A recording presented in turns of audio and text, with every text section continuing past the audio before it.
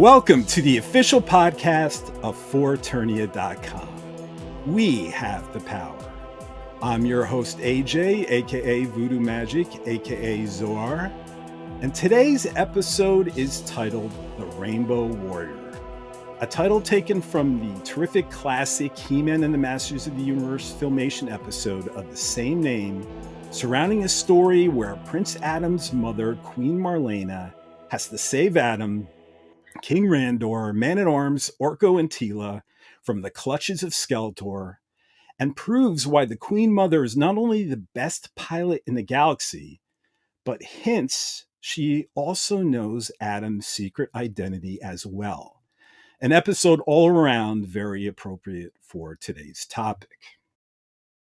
There are a lot of people out there, fans of Masters of the Universe, that truly do not understand why this brand, this Filmation show, He-Man and the Masters of the Universe, celebrating its 40th anniversary this year, was and is so important to the LGBTQ plus community.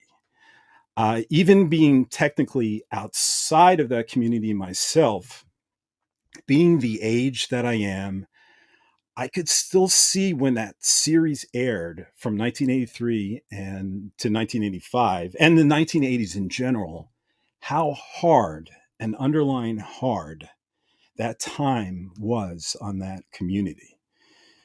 So I asked the incredibly gracious Tim Sheridan, a terrific writer of so much joy, Masters of the Universe, Revelation, upcoming Revolution, Batman The Long Halloween, Dragon Age, Absolution, Transformers, War of Cybertron, so much good stuff. If he wouldn't mind coming on and not talk about that, but help shine a brief spotlight on the topic and help us all understand more how a show like He-Man and the Masters of the Universe was important to this community, something one could feel emotionally connected to and keep you going, especially if you were young during those hardest of times. So Tim, thank you so much for coming on.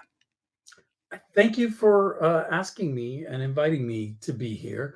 I am, as a queer writer and fan of Motu and all sorts of other great pop culture and genre stuff. I don't speak for everybody, but I can certainly give you my perspective on this stuff. I appreciate that because people are, well, maybe no fault to their own, contained in their little logarithm circles through life. And even before the internet. And unfortunately, the internet didn't make it any easier to open up discussion and encourage experiencing other people's perspectives and experiences. So I thought focusing on this podcast could help, because in a way, us being fans, we're all part of a brotherhood and a sisterhood of this Motu community. You know what I find one of the most remarkable things is, I think, and maybe I'm wrong, but tell me what you think about this, but I feel like there is a greater awareness and appreciation for the fact that Masters of the Universe in particular, which when we say that, I think we include, She-Ra as well. Yeah. That among the fan base at large, there is a real understanding and to some extent an appreciation for the fact that these properties that they love have had great appeal to the LGBTQIA plus communities or community. And I don't see, I work in a lot of different areas of pop culture and genre and nostalgia and stuff. And I've never seen that with anything else. And I think it speaks to just how important Motu has been to so many queer people, kids and adults alike, and how they've identified with it for so many years. I think that's got to be part of it. I think that's got to be it. Because it is an inordinate number. It's a huge. I think I could be wrong. I haven't done any science on this, but in my personal experience, there is just a real understanding and appreciation and welcoming nature within the Motu fan community for queer fans who love Motu. Have you noticed that? Yeah, I think you're right. I think it's enormous among this particular brand and this particular IP more than any other brand that I've seen. Mhm. And generally, I think the fans are very incredibly welcoming.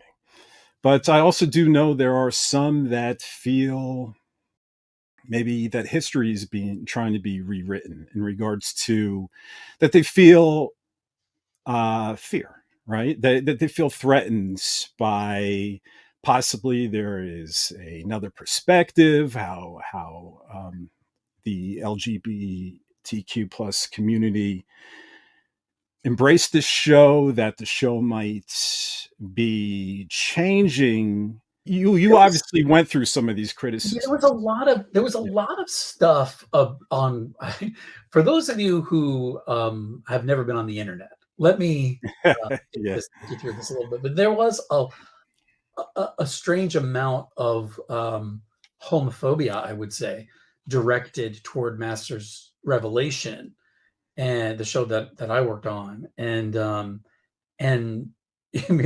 gotta say, being the queer writer on staff, I couldn't help but feel attacked. um, but it was like, but there was this the criticisms that were leveled were clickbait, mostly clickbait stuff that was based on images that were released, and I should say more than that, based on outdated stereotypes that we can all see through and we know. I mean, Tila has a new haircut, and has some bigger biceps after being out as a mercenary, working as a mercenary for a while. And to a lot of people, unfortunately, they took that as a tool that they could use to fire up some people and get them to think that there was a that Tila was going to be queer in the show, and that she had a female coworker compatriot in Andra, and that was going to be a thing, and that's so cynical, and ultimately I saw through it. I think a lot of people see through it. It was to judge someone whether they're a cartoon character or not based on like their style and their look, and decide, like, it reminds me of all the stuff when I was a kid of like, if you wear this thing, you're queer, was what we back when queer was a bad thing to hear as a kid. Now I wear that as a badge of honor, but then it reminds me of those things that made no sense at all. I remember when I was outed to my brother, and my brother said, I suspected. And I said, why? And he said, well, you're a big fan of Elton John. and it was one of the stupider things he's ever said. And he said a few, but it was like, that kind of stuff is so just backwards. And I think that was what those criticisms were really based around Revelation, which is backwards, dumb, old style thinking that I am happy to, the minute I see it, block on social media, because they don't deserve my attention. Well, I always like focus on, there's a lot of people out there that don't understand this show's roots, from the employees to you have an idea of what the Filmation He-Man and the Masters Universe show was, but this is your memory from a child. You might remember an episode or two. A lot of people haven't revisited and don't remember the content. And I find that in regards to when people say the show went woke, um, that I argue with just a string of bullet points that the show was always woke. And Revelation didn't actually change anything. And in some aspects, I would argue the original show, it by your consideration, person on the internet, is more woke, twice as much as woke as the show that Revelation is. So that's why it was important for, I think, us just to to sort of go back and set the scene of I that just age. I just refuse, by the way, as an aside, to accept the premise that wokeness is a great evil that must be fought Yeah. and combated.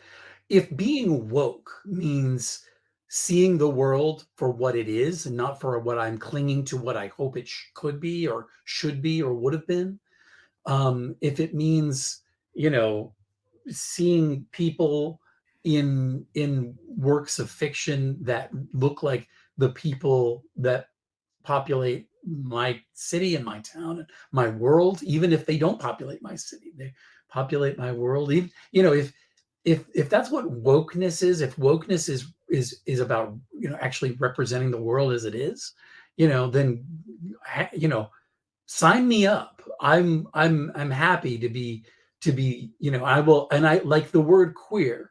I will pick up the label woke and wear it as a badge of honor. You know, because Yeah, it became a because dirty word at some point. It anything else never is human, I think. it never originally was a dirty word, but No, it's as like the word liberal. I think the word liberal got tainted and turned into a thing because it was used as a weapon by people who had an agenda that had nothing to do with the stuff we're talking about. And yeah. and so then it became, they tried to adapt and become progressive because liberal became a bad word. There are people who are really good at taking a word like that and labeling a group of people and making it a negative, giving it a negative connotation. And that stuff, I don't care about that stuff. You know what, I am absolutely woke. If being woke means actually seeing the world for what it is and presenting it in the stories I tell, as the way the real world works and looks and feels, I'll take it. Anyway, but that's not the way it was in the 80s. In the 80s, there was talk about, like, when I was a kid, but I remember even as a kid, there was talk about political correctness, which is what we used to call woke, and that there were there was a sort of fringe idea that we were getting too politically correct and we needed to revert back to a more what I think is barbaric time in the way we related to each other. Uh, so there were rumblings of that then, and I have to say, I wonder if a property like Masters of the Universe and if a show like He-Man and the Masters of the Universe in the 80s would have survived if it debuted in today's climate, where it and I mean that simply because it was very inclusive, number one, but number two, everybody was kind of scantily, dressed and Yeah. muscular, and I feel like, I'm sure there were, I honestly haven't paid attention to it, but smarter viewers than I will probably be able to, in the comments, tell us of the places where people like, I don't know, Jerry Falwell or people in the 80s would have looked at Masters of the Universe and probably called it out and said, this is turning your kids gay or some dumb, ignorant shit like that. And so today there's about a million more of that guy, and they all have a platform on social media now. So I wonder if a show like that could happen. I mean, maybe Revelation, the way it was welcomed by the clickbait crew is a sample and a good example of what might have happened.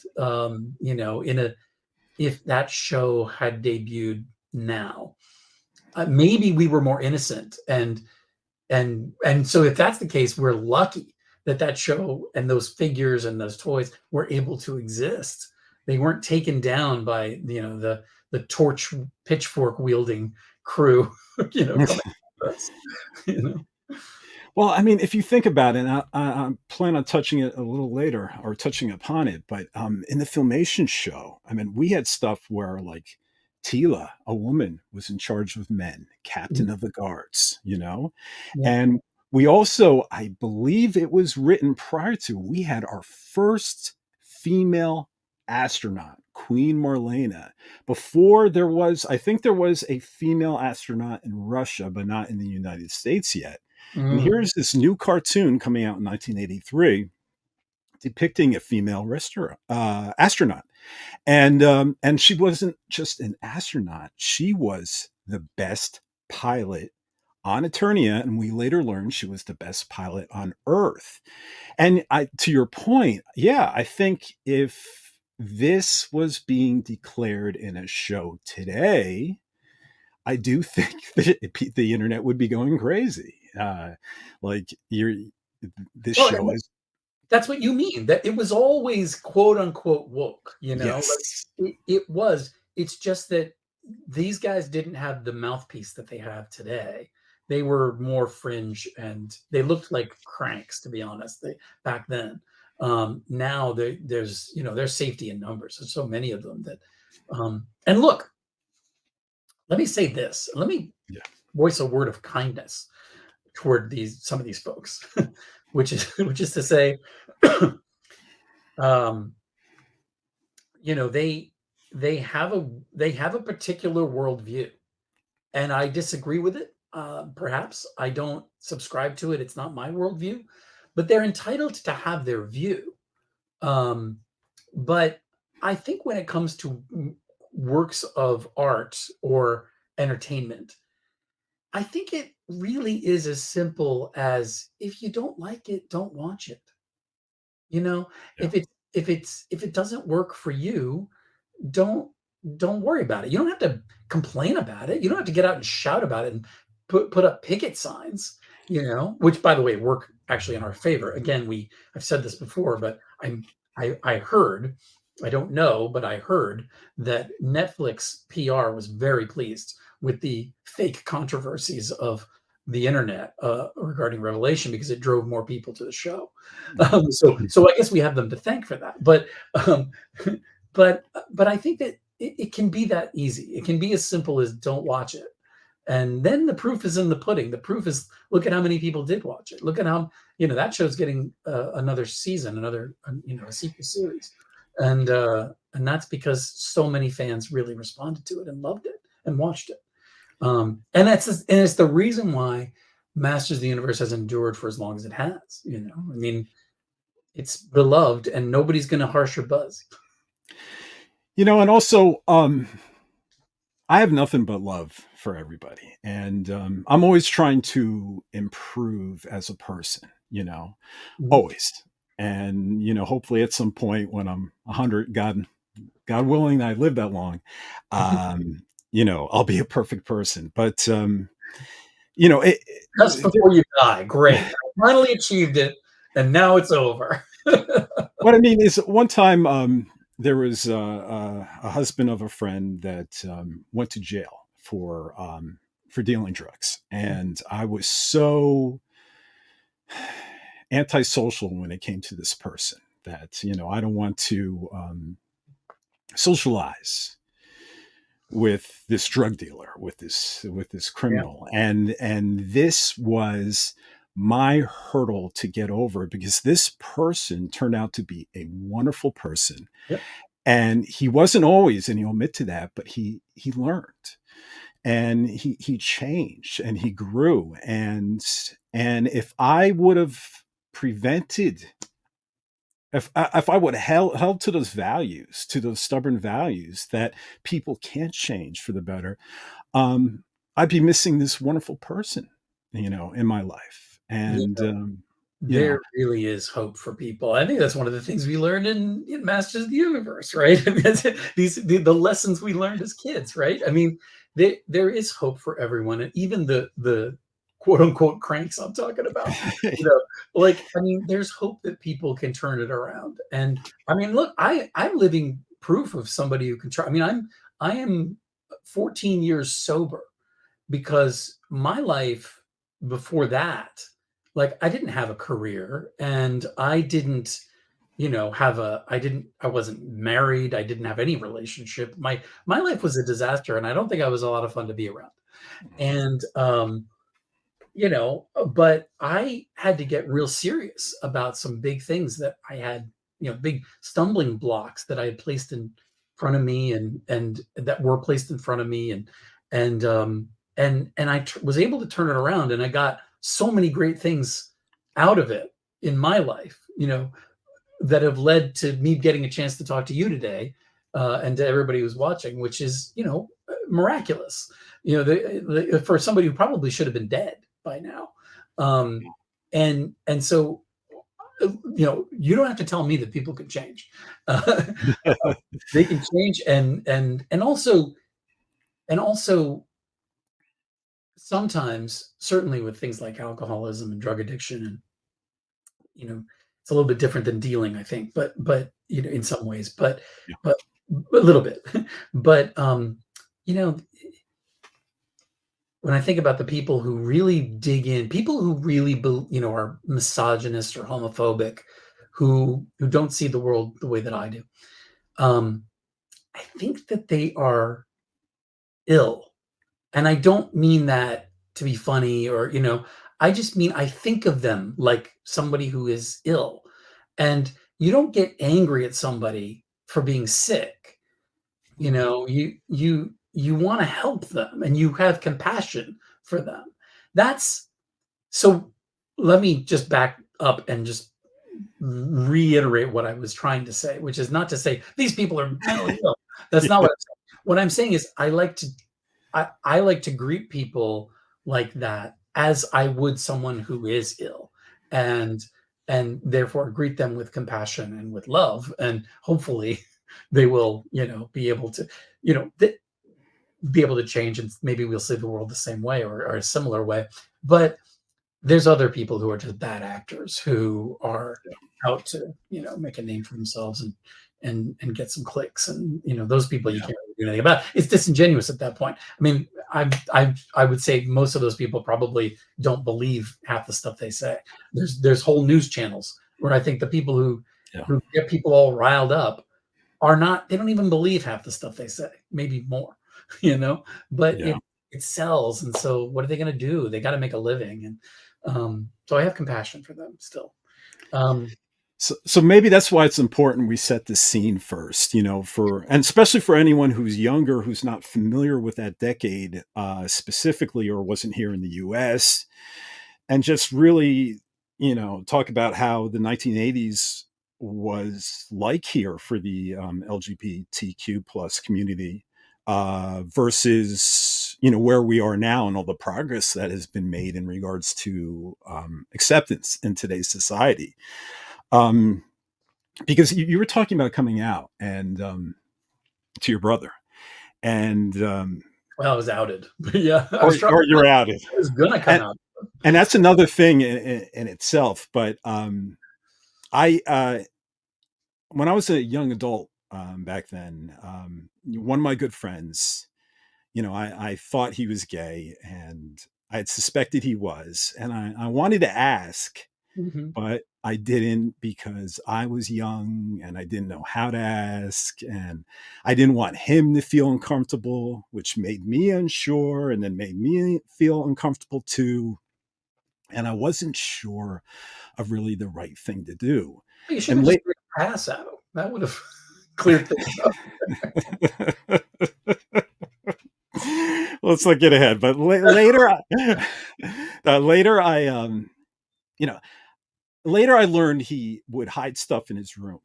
Mm-hmm. Every time I would come over, take a picture off the wall, remove any hint that might give him away regarding who he truly was. Oh no!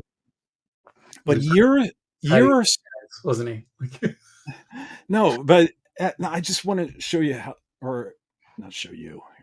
explain to people who might be listening how difficult, because a year or so later, he finally decided, this was the day he was going to tell me. And thankfully, he felt secure enough that he was going to share this personal thing about himself with me.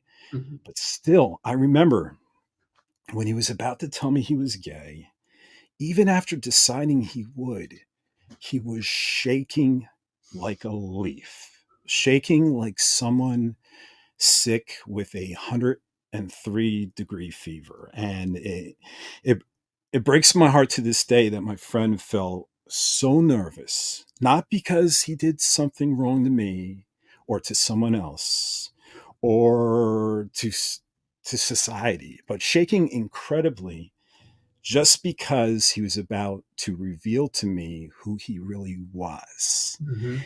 And that reaction of his back then, opening up, coming out of the closet, so to speak, as it was called back then, I Still think is. what I think it wasn't the exception. I think it was often the rule, sadly, back then in the 80s, you No know? question in the 80s,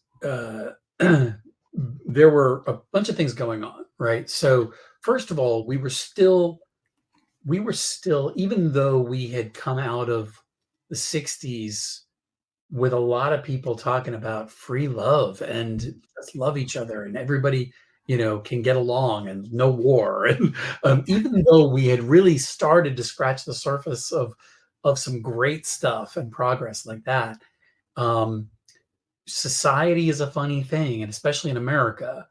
And we kind of saw how we the rubber band snapped back when Reagan got elected in 1980, and on a platform that was all about essentially make America great again. It was actually his slogan before it was Trump's, and reverting back to an older time when things were simpler and men were men, and um, and so things that were happening on sort of on TV, which was becoming more and more omnipresent in our lives at that time, we were seeing a more conservative sort of viewpoint playing out.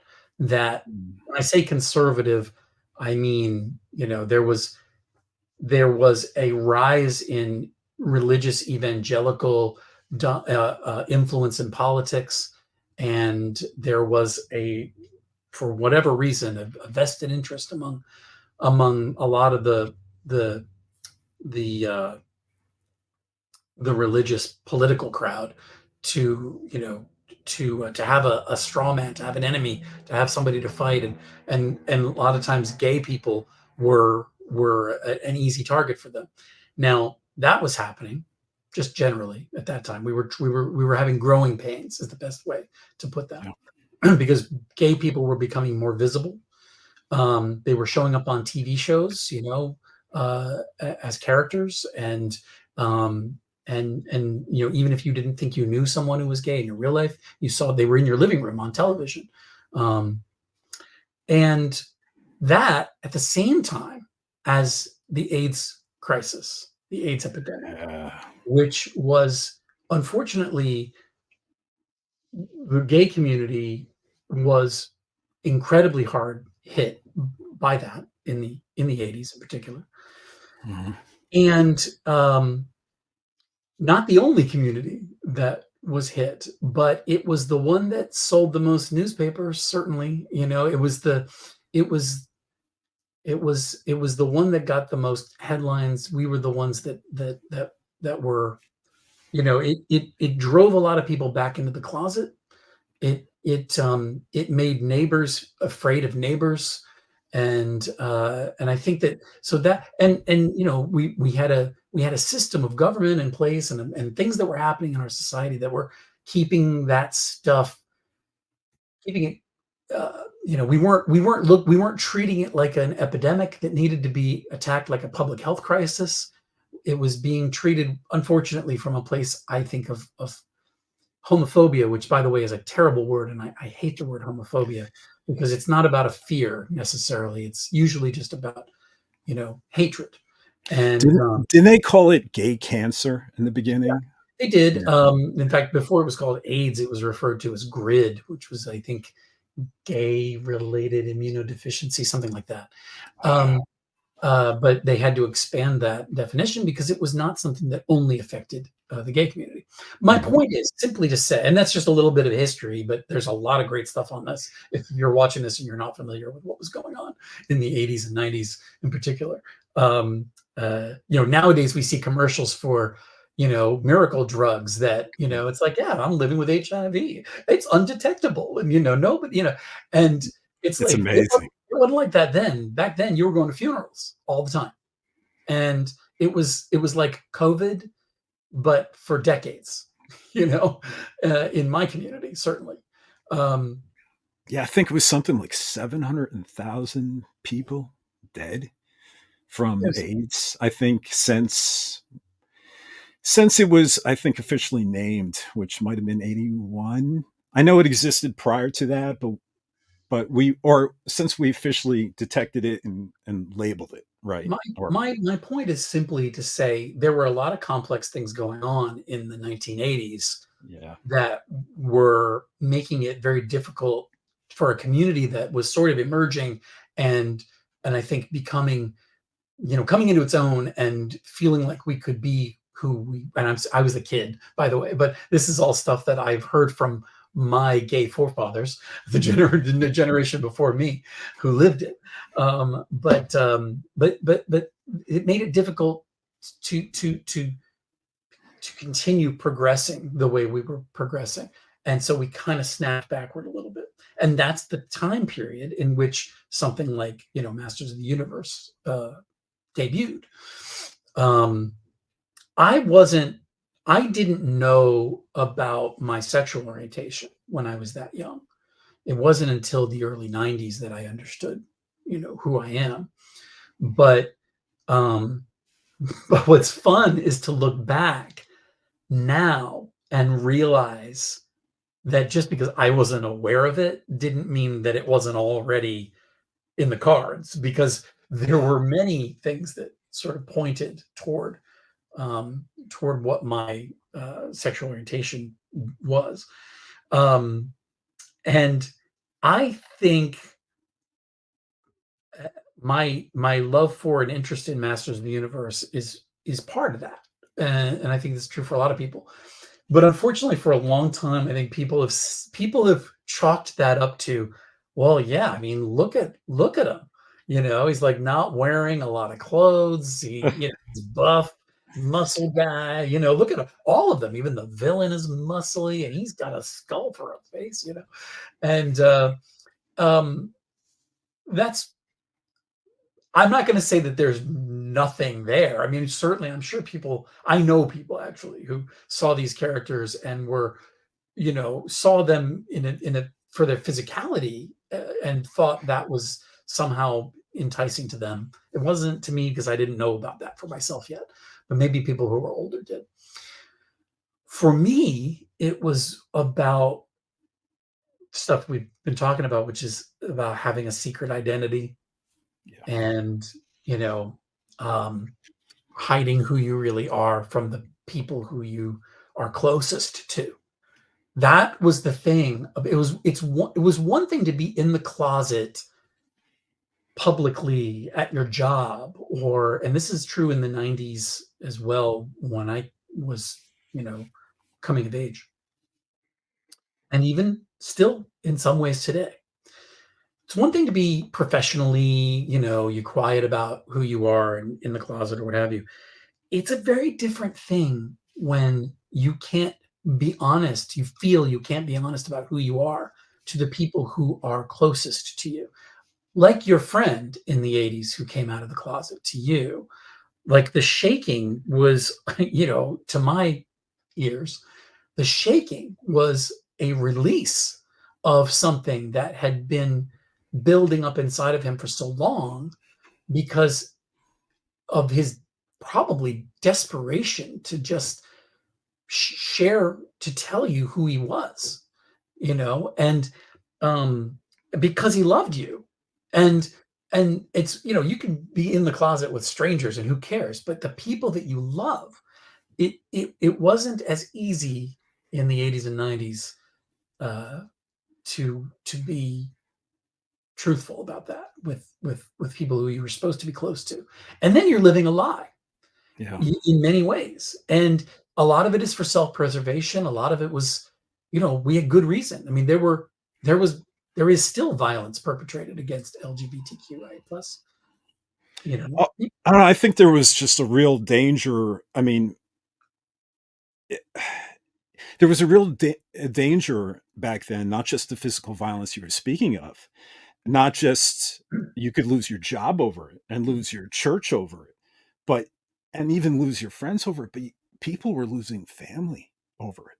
They're being kicked out of their homes because the parents, maybe due to religion, deemed it as a, I was raised in a born again Christian household, and my mother was, she's passed away, but she had this philosophy in her head that at the time, and anyone who was gay, and at the time, gay just it wasn't just males. I think it was just general, anyone who's attracted or in love with the opposite sex. I think I got that right.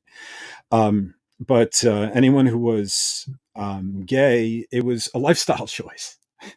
Like it was her belief that people are choosing to be gay and it's a sin and they just need to be steered in the right direction. Let me say something in defense of your mom there, which is it is a lifestyle choice to be honest and open about who you are. I think that when there were a lot of people who used the idea of lifestyle choice and, you don't have to live this way. Mm-hmm. You could live like a straight person. They weren't saying that sexual necessarily, not all of them were saying that sexuality was something you could just turn off and on like a light switch or whatever, or change or however. It was simply, there was outdated, the sort of, their generation grew up in a time when you didn't talk about your personal life. So many men in this country had mistresses on the side.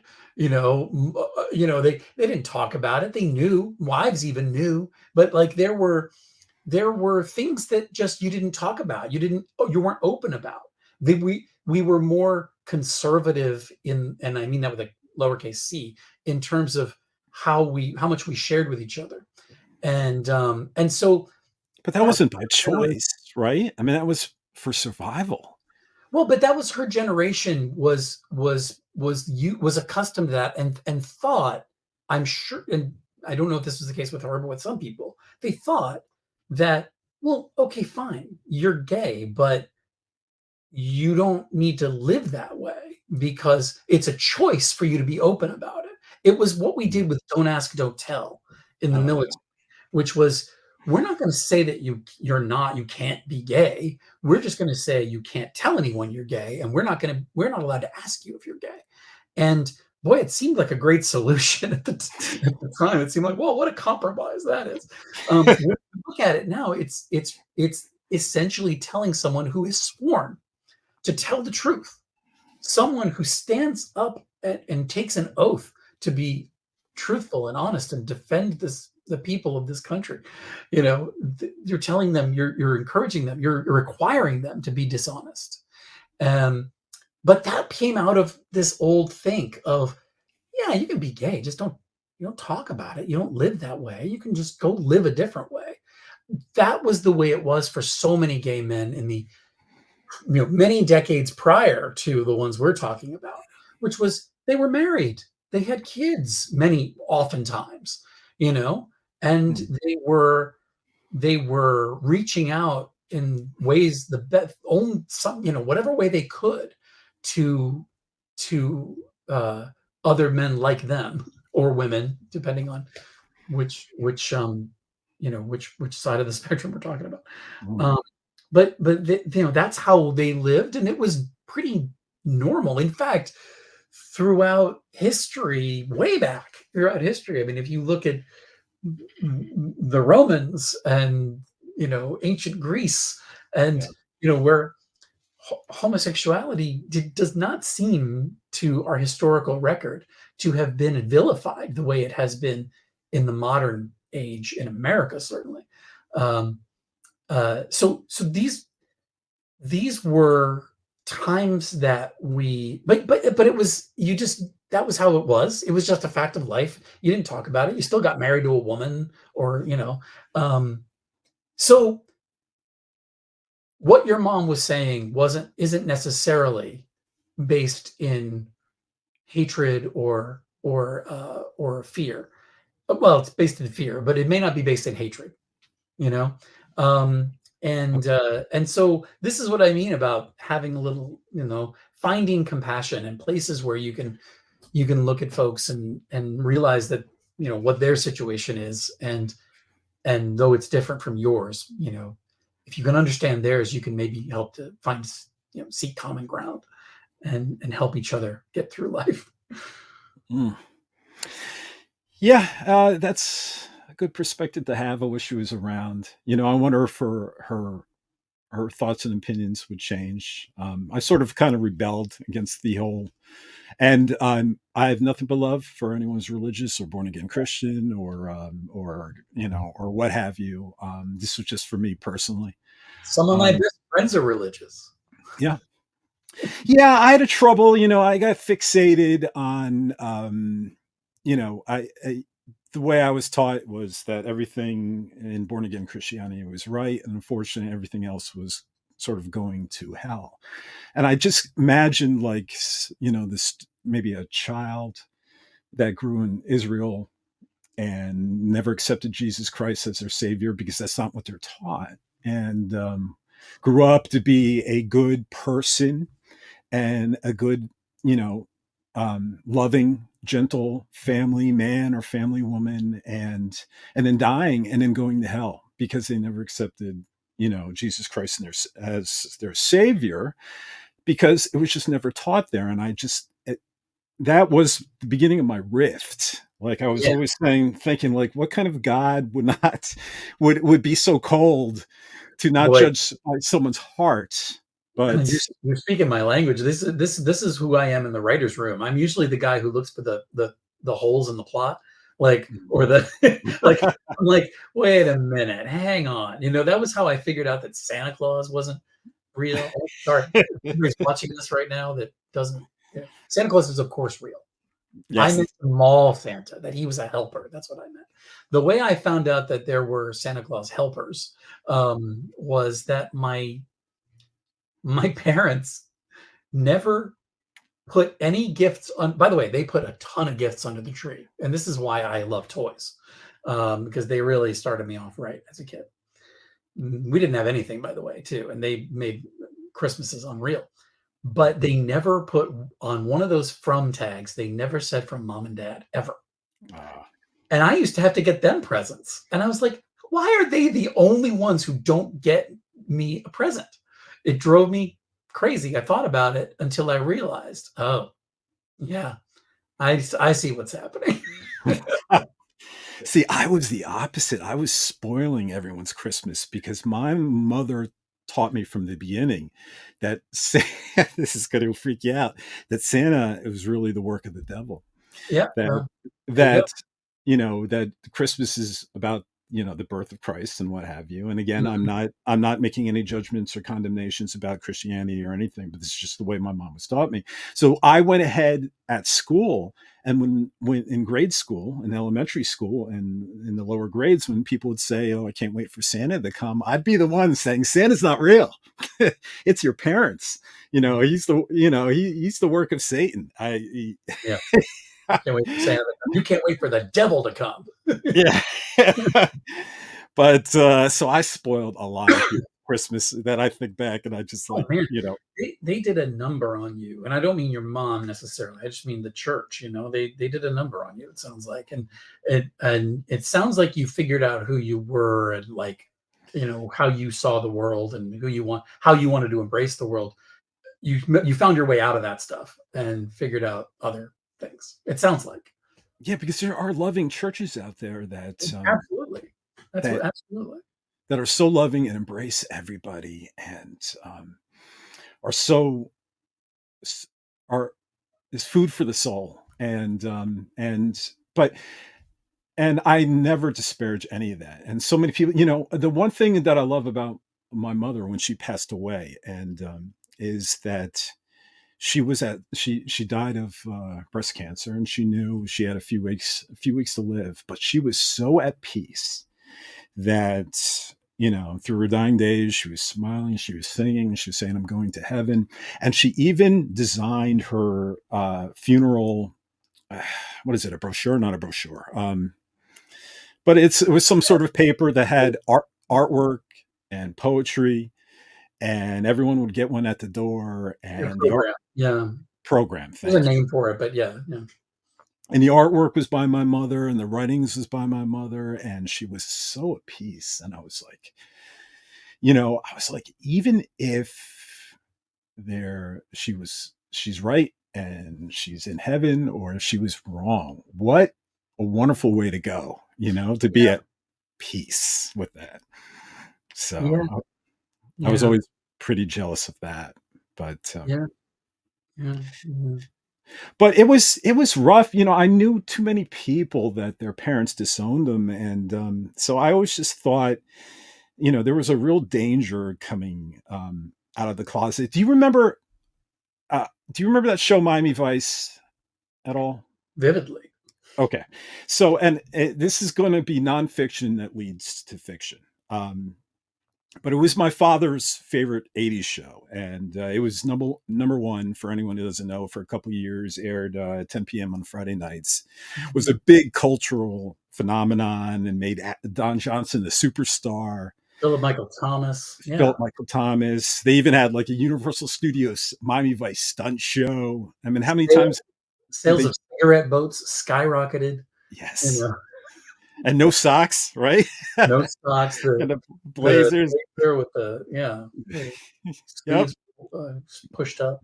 Absolutely. Well, my parents, they separated their marriage early, and they had split custody over me and my brother. And when it was my dad's turn to take us for the weekend, he would let me stay up late on Fridays and watch Miami Vice with him. And I had this vivid memory of a episode titled Evan, Evan. And it's Mhm. a wonderfully made episode. I recommend anyone seeking it out. I think the series streams on Peacock, Hmm. I believe. But in this episode, Evan, it told the story of three officers that were great buddies until, due to a investigation of a gay bar, one of these three cop buddies was outed, and it broke the friendship, and everyone at the station found out, and this poor officer became an outcast, and no one wanted to partner with him. And it turned his life so upside down that when he heard a report of an active shooter on the police radio, he went to the scene and approached the shooter without defending himself, as an act of suicide, and he was gunned down. And what rips your heart out is, later I learned through my father that this premise was based on true events, taken from the headlines, like Law and Order, so to Mhm. speak. So I think some of it in the 80s was just a very unforgiving time, and I don't know. Were you nervous that you were outed by your Well, brother? okay, so like in the 80s, I was a kid in, elementary school, and I'm like, it was a time when, you know, the worst thing you could call somebody was, the F slur. Yeah. And it was, but you laughed about it. Everybody, it was funny to demean someone like that. and it was real casual. Um, and the word gay was getting used for, in the 80s for like something that you didn't like. Oh, that's gay. And which, has still maintained its, prominence in the lexicon, but it's Actually, I don't remember that then, but I see that now, and I'm like, "What is going on?" yeah, You know? we were saying it then, Oh, okay. more so than now. At least in the Northeast, which it's always regional too.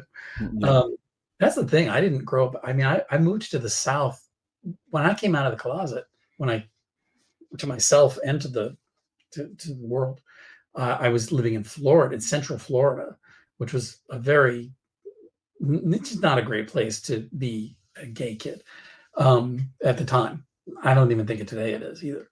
But I, as a younger kid, I grew up in New England, and the perception is that New England would be much more progressive and open and welcoming, and in some ways, I guess it is. But as a kid, we were victim to what we heard our parents and our older siblings say and do, and I think we all engaged in using those words, and we didn't really even understand what gay meant, Yeah.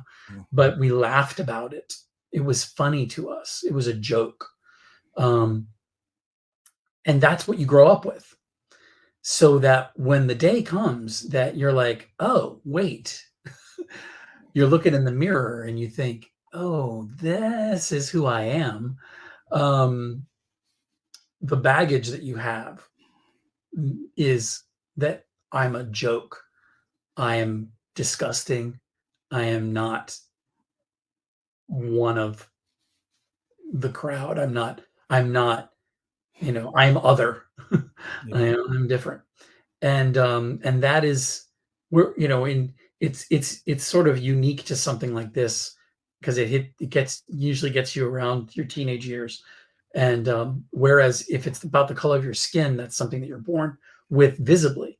And whereas your sexual orientation is something that doesn't necessarily reveal itself until what is perhaps already the most complicated time of your Wow. childhood, certainly, if not your whole life.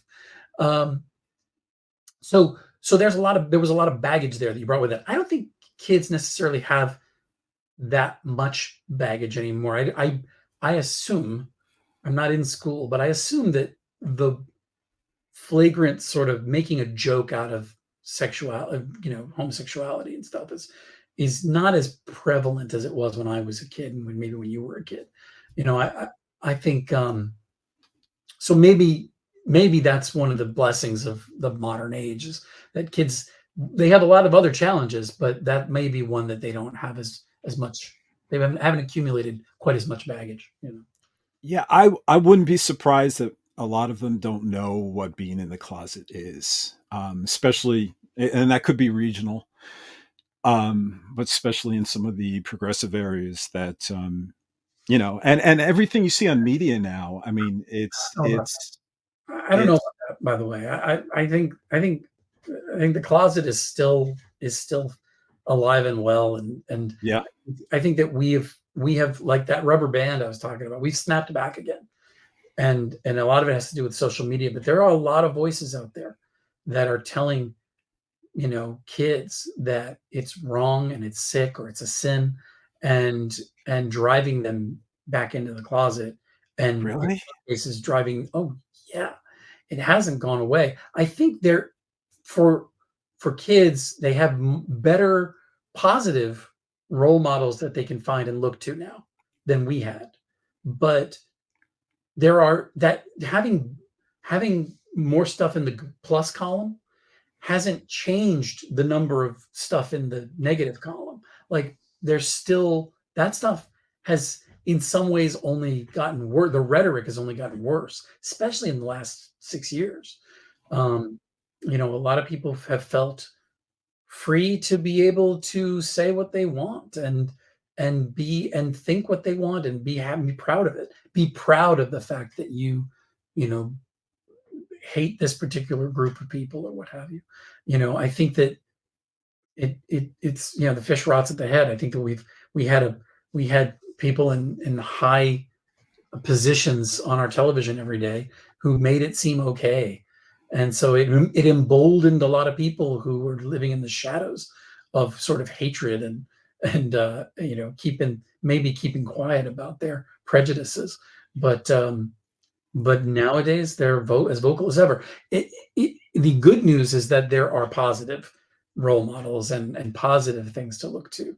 You know, so, You know, I think that was huge, by the way, in the 90s. You know, I think that's when, well, I think it might have started with Elton John. You know, he famously came out, I think maybe it was in 1991. There was that Rolling Stone interview. well, that was he had come out in the, I mean, God, it was like, was it early 80s or late 70s even, where he came out as bisexual in Yeah. I think it was Rolling Stone, maybe it was Playboy. But then in the 90s, he amended that. Yeah, I don't remember that getting.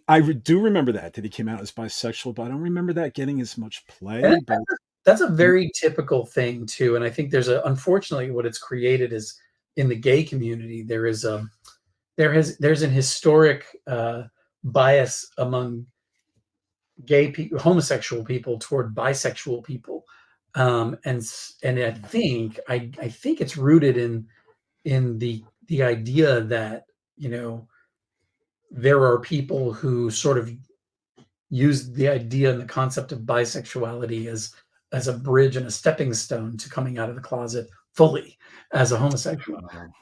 And so there's always been this sort of, it's getting better now, but there was always this kind of tension between the homosexual and the bisexual community.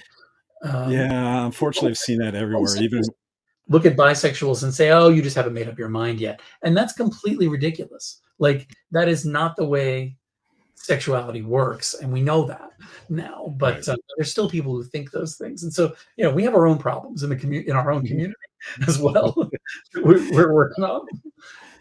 But it seemed like the 90s started becoming a safer time for George Michael came out. I think it was a safer time for bigger names to finally say, okay, this is me, Yeah. and not worry that it's going to impact my career. Well, And they did. They still worried that it was going to impact their career.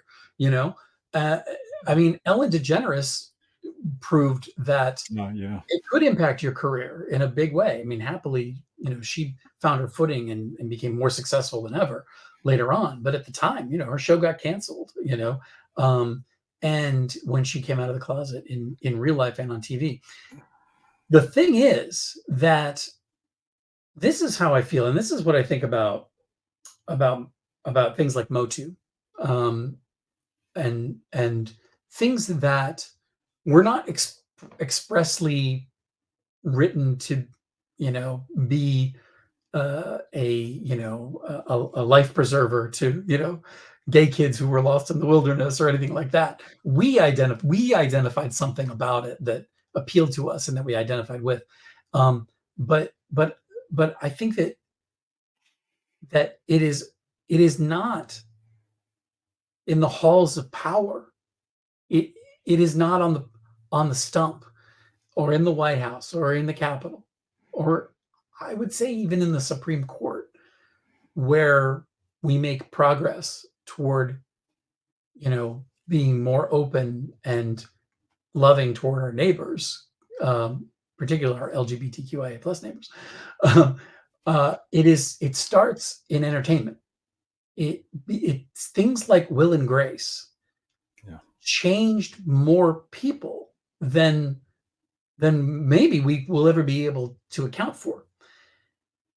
This is what I was saying. We were dabbling with it for the previous couple of decades, but putting every now and then you'd have an openly gay person in your living room on TV. But Will and Grace was a show that was completely centered around your gay best friends, you know, and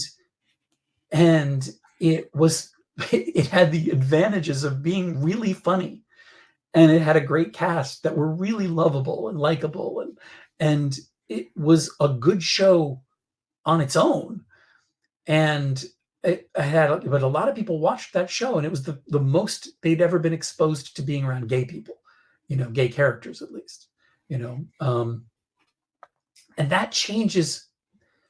You can't change people's minds unless you first change their hearts. And the way we get to people's hearts, I think, most effectively is through the arts and through entertainment. And do you think it's through humor too? Yeah, I think humor helps, because funny is funny.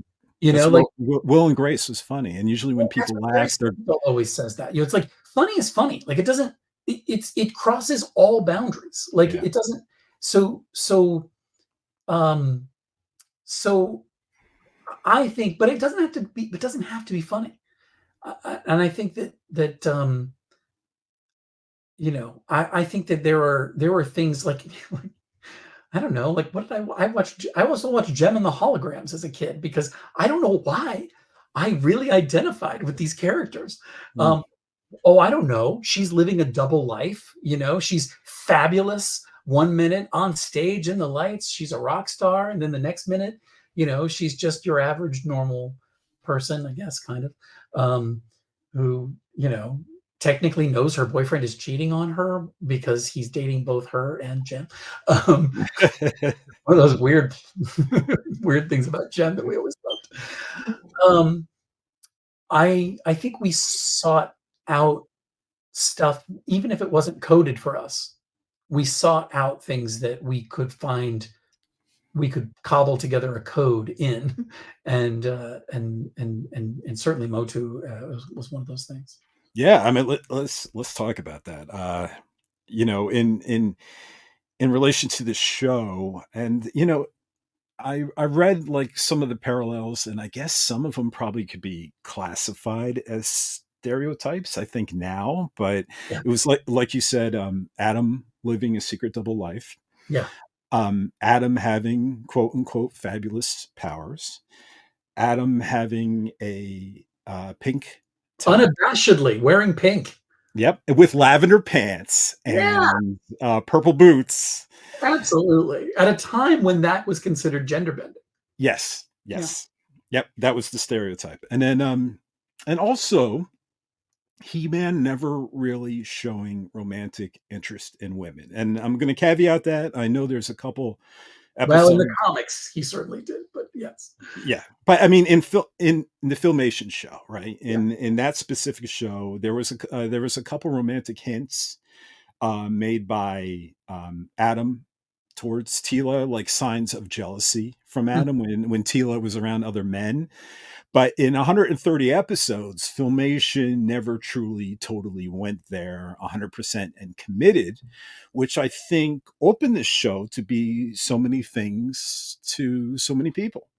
Yeah, it was also, I hate to, oh man, I'm going to make some people angry when I say this, but it was designed for kids. And it was at a time when we didn't think that you depicted gay people as characters for kids. That is something we still struggle with in this industry. I remember I was working on a show and I wrote in a gag. This is only a few years ago. I wrote in a gag where one character says they've got this amazing sense of smell, and they say, I am, and they're in a rainforest, and they're like, this rainforest, like it's like a network of smells, and it's so good and so intense that I can tell you what every animal within a 5-mile radius is thinking right now. And they're like, really? And then the camera swooshes through the forest and lands on a little tiny rabbit, just a little bunny sitting all by himself, nibbling on a leaf. And then Bunny stops and he looks up and he thinks to himself, and you hear his thoughts, and he says, nobody knows I'm gay. And then go back. And that's literally it. There's nothing about it. We never go back to it. It's never part of the story or whatever. We just move on with the show. I had I got a note from the story editor, and they said, "Well, we can't have this. Mm. You have to cut this." And I said, "Why?" I said, "It's funny." And they said, we cannot, we are not going to talk about sex on a show for children." And, and I said, "I don't think I was talking about sex." No, you You know? weren't. And but that is a mode of thinking that still exists, and we're still coming up against all the time. And I eventually had to lose the line because I wasn't in charge, but Mm. for that little bit. But um, and by the way, the person who gave me the note is not a homophobe, or but is themselves, I think, a victim of the just the old think of this industry, and especially in animation. And I actually bet if I voiced this directly to him, he would probably say, "Oh man, yeah, you should have challenged me on that. We could have ended up putting that through." Anyway, I don't, because I don't mean to imply anything negative about him. It is He's a great guy. He's really very supportive You of just queer you people. just get programmed, I think. But I think it's just old think in the business that can permeate still. So that was much more prevalent in the 80s. And so I think, and people were very conscious of what were cartoons. We just deregulated, and now you're able to advertise toys and cartoons. And that was a kind of a new thing in the 80s. It's why we had this explosion of toy merchandise and animation all tied together. And people were very conscious and of what was the type of material we were presenting to kids. So it was a kids show. So they didn't go necessarily down the road of a relationship between He-Man and Tila, and nothing to do with homosexuality, right? This is simply about romance. But even that is, for a kids show at the time, probably the thought was, yeah, we're not going to do that. This show's for little kids. They don't care about that. The kids aren't interested. Like, the fact that we got strong female heroines like Tila, or She-Ra for that matter. But Tila is a special exception. Like, Tila is different than She-Ra. She-Ra was in a property that was targeted for girls at the time. And that was, I think, the intention behind that was, let's try to duplicate the success we've had with boys, with Masters of the Universe, with girls. Tila was a character in a property that was designed to appeal to boys, but was this capable, strong, proud female character who could hold her own. And which is something that we simply sort of revealed a little bit more in Revelation, revealed, which was the idea of that show, Right. right? We're just sort of, bringing that a little, that what was already there a little bit more to the forefront to reflect kind of where we are today. Tila, in that way, is such a miracle of a character, because for a character like that, for a young boy to want to have a Tila action figure, Yeah. that was huge at that time. It's not as huge for a for I would say, I don't know, that was a big deal. I think that boys wanting She-Ra figures as a kid made total sense to them, but I think, unfortunately, because of programming in our society and our culture, I think boys could not voice the fact, even boys who were, to grow up to be undeniably heterosexual, could not ask for a She-Ra figure for Christmas, because Mm. that was considered bad. Um, I might have a counterpoint though. I do wonder, and I agree with you in regards to kids animation, and why would kids be interested in a relationship between Tila and He-Man? But I wonder if it being vague was actually intentional. And what I mean is, it's possible that making the LGBTQ plus community feel welcome could have been intentional, and why I say that is let's apply it to what we know in regards to what we were talking before about women in the show. Filmation founder Lou Scheimer, he was a very rest his soul progressive thinker. And in 1983, he hired a lot of women in important roles, including animators and writers, and I think even was the first female director in animation, and her name was Gwen Wetzler. First time a woman ever directed, a cartoon. Hmm. And it was during the first season of He-Man and the Masters of the Universe, and I believe, as the story goes, there was at least one man that reportedly was unwilling to work with a female director back Yeah, in 83. But yeah, yeah. and I believe Lou's daughter Erica went on to direct episodes in season 2. But what we can see what was happening behind the scenes at the Filmation office in regards to treating women equally seemed to permeate the show itself. And it's not just the stuff we talked about before about Queen Marlena being the best pilot, being an astronaut, Tila being the queen of, or the captain of the guards, but there was even a episode called Visitors from Earth, where there were more astronauts coming from Earth.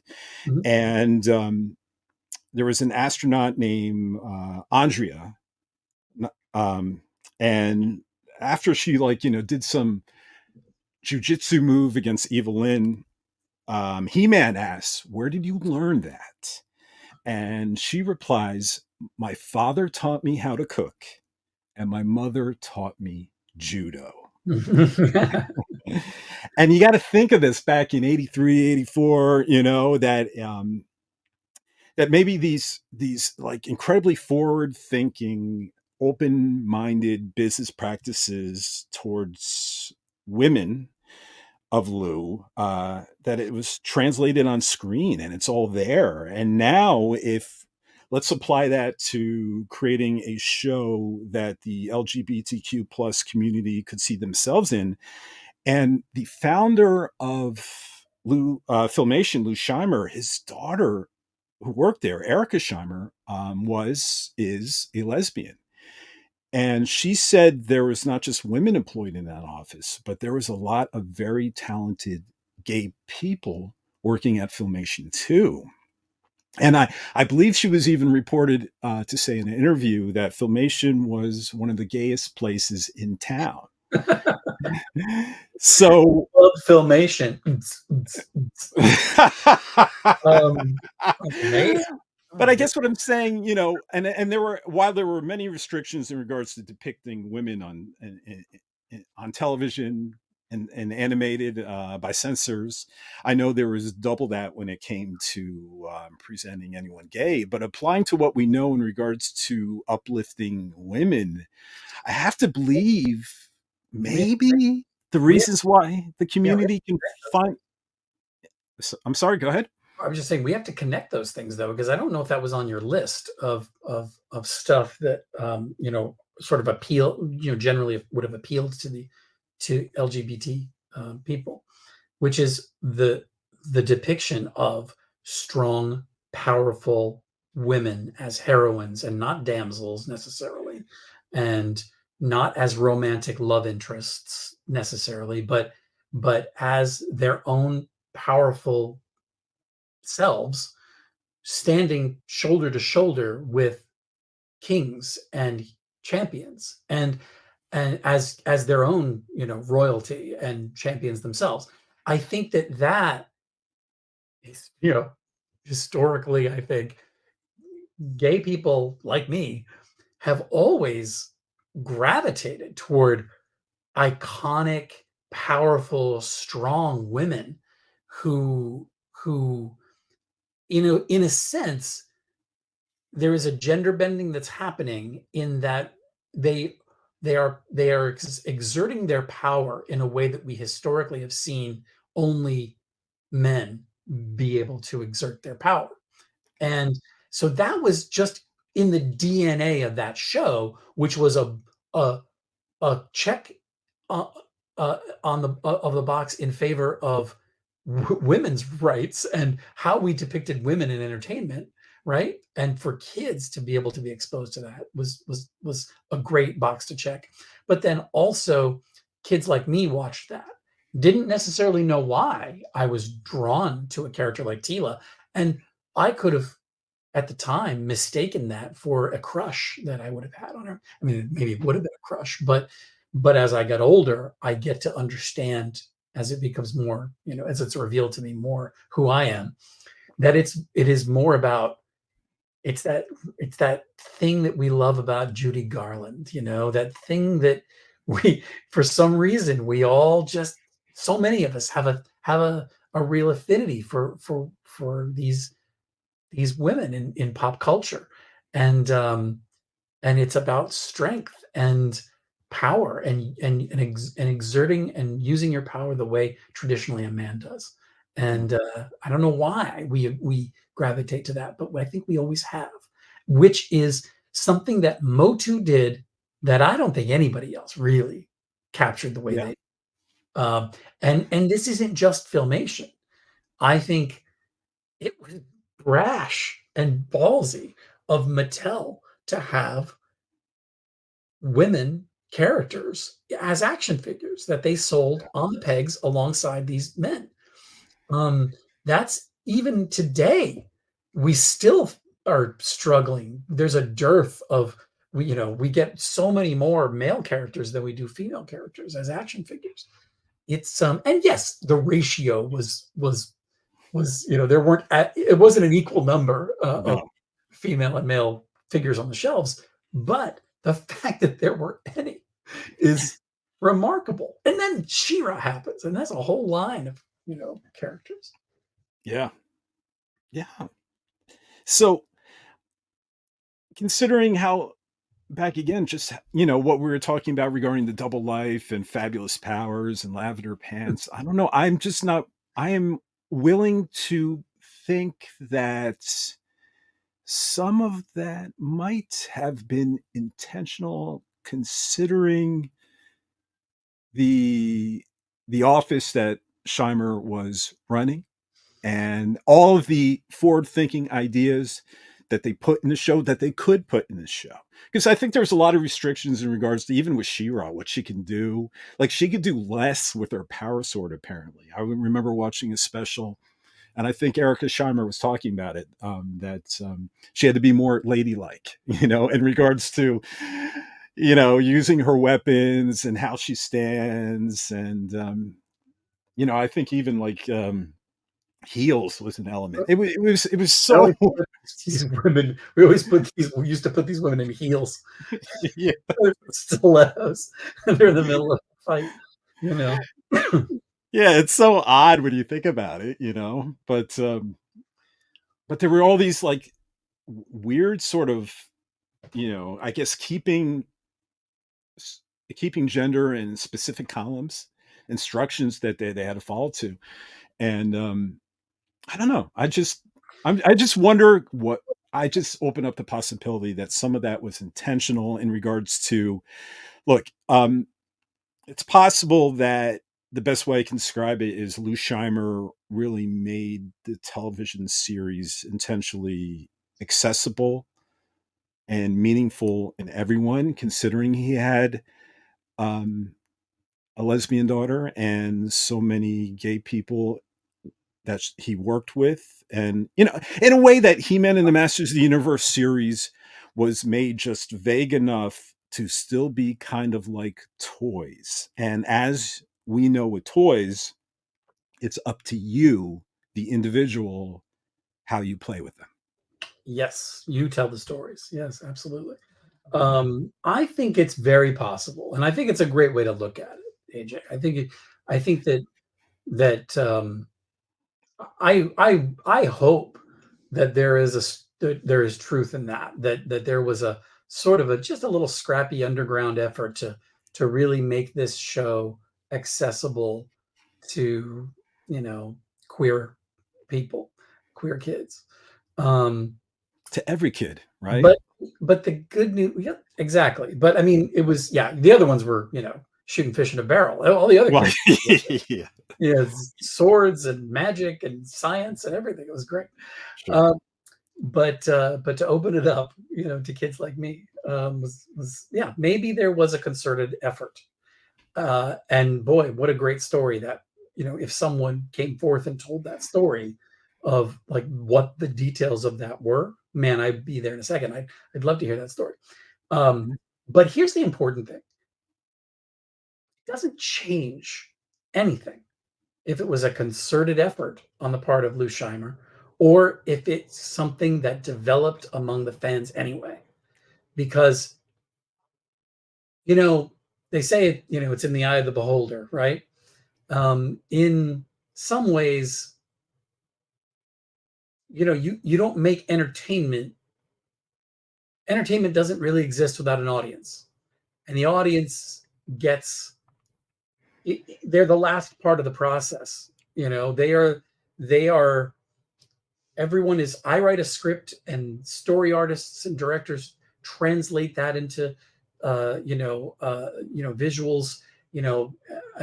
More people along the way, editors, composers, people come in and they reinterpret it. Everybody's interpreting the thing. Even when I write a script on a show like that, I'm interpreting the story that we've broken in Kevin Smith's living room, talking about what's this episode going to be about. Then I bring that and I bring myself to it and figure it out. Somebody else re-examines it and figures it out. It's a pipeline, and the last person in the pipeline is the viewer, and they're going to be interpreting it the way they interpret it as well, just like the way we do when we play with toys. And so whether it's Lou Scheimer that or Erica that had a sneaky uh, way in which they were able to make a show that would appeal to to get past the people who would at that time would have said no, to appeal to everyone, whether it's that or whether it's the fact that the audience got there on their own, and boy did they. I think we are all better because of it. Yeah. I think it doesn't necessarily matter why it happened. There's enough stuff to be thankful to Lou Scheimer for, too. I mean, I think that there are many reasons to celebrate his contributions to Motu, and this might be one that is completely a contribution of the fandom. Maybe it's possible, and if it is, we have the fandom to thank at that point, because I think we're all better. Well said. Well, I think we've pretty much discussed this issue as much as we can, Tim. I don't know. What do you think? Do you have anything else to add on this topic? I think Skeletor is a mincing queen. No, I'm just kidding. I've heard that theory. I've actually heard that theory, and No. I mean, maybe we have a thing now where it's wokeness and political correctness has made it so that I think Camille Nanjiani was talking about something like this the other day. We don't cast people of color as villains or queer people as villains, and there's a reason for that, because those were tropes that were used for a long time, and they were abused, and they showed groups of people as negative characters, so they were showing them in a negative light. But it's possible that we've turned a corner. I don't know that we have yet, but I hope we've turned a corner where queer characters have just as much of a right to be a villain as any other character, and so maybe we'll be able to sort of see that kind of thing again. And when that happens, get ready for my big coming out story about Skeletor. No, I'm just kidding. If anybody, it's Hordak. I mean, I don't know. I'm optimistic, perhaps naive, that we've already turned that corner. I hope so. And maybe I'm wrong, but hopefully I'm right. You know, What and is then what is Horde Prime's ship called? The Velvet Glove? Come on. Is that the gayest name for a ship you've ever heard? Tim, someone showed me a picture. I think it was, maybe it was from 1980 or something, of someone wearing the He-Man power harness. Okay.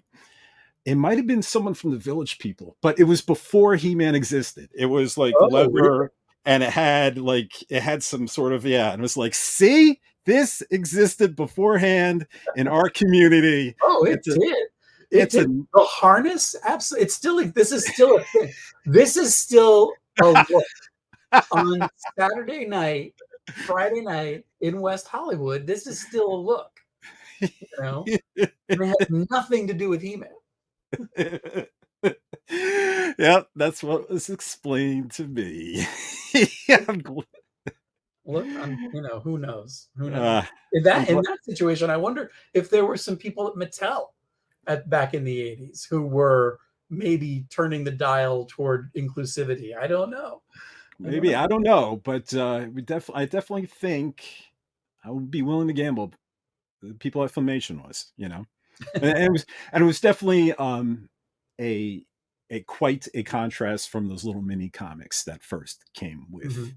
That was more like Conan the Barbarian, type of stories, Mhm.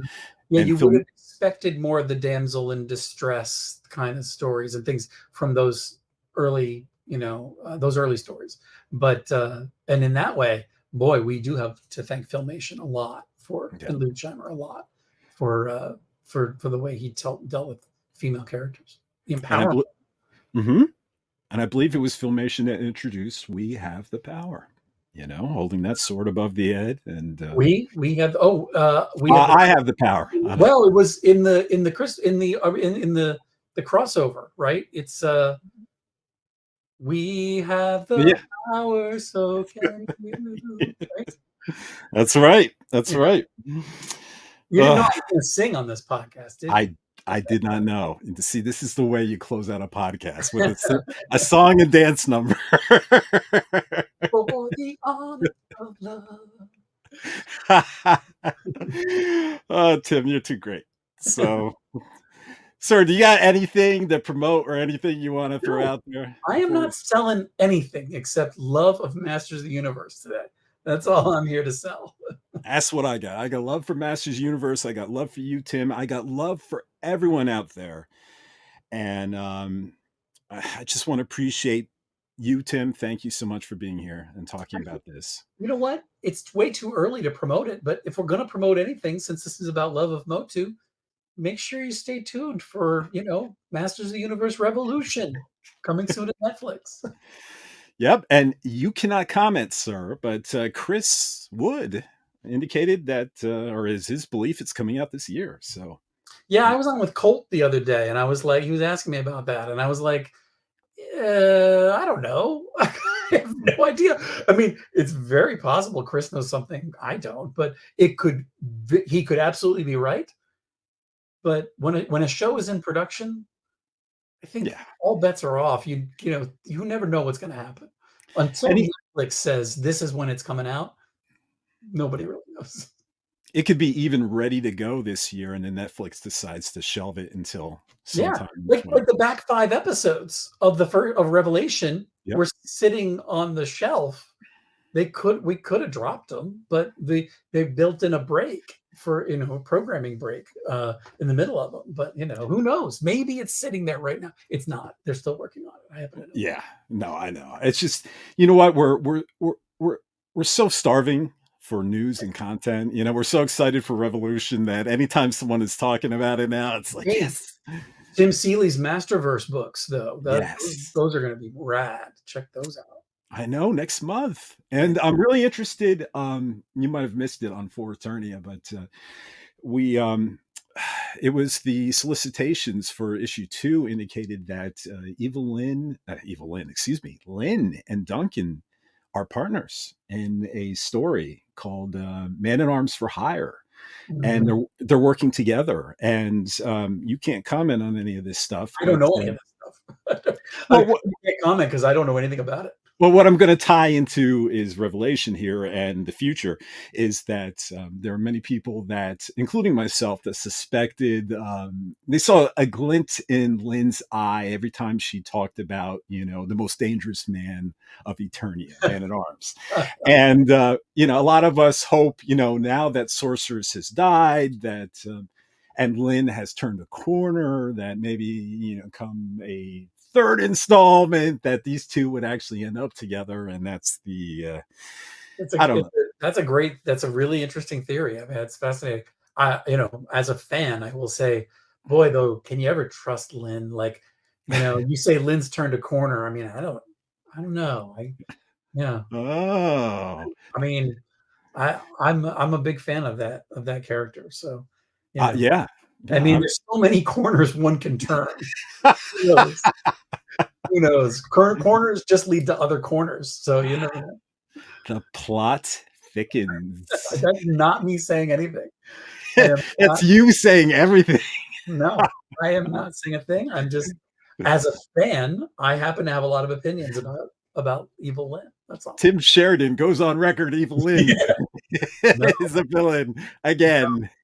Although I do know everything that's happening in Revolution. I but know you do. I wish I could tell you anything. You must refrain, and I totally understand. So I'm not even going to try. So, all right. So that's a wrap. We want to thank you all for listening to today's podcast. And if you enjoyed it, please consider subscribing. And if you're watching on YouTube, please like and subscribe and comment below. We love the feedback, and who knows, we might share some comments on the air one day. As always, please visit us at foreternia.com for all the latest updates and news, as well as links to our social media pages that can help you stay up to date with all of our Masters of the Universe Revelation, and Masters of the Universe Revolution and Tim Sheridan content. All right. So that's it. Thank you all for listening, and let the power return. We'll see you next time. Thanks, Tim. I was going to say it with you, and I missed it. Ready? Let the power return.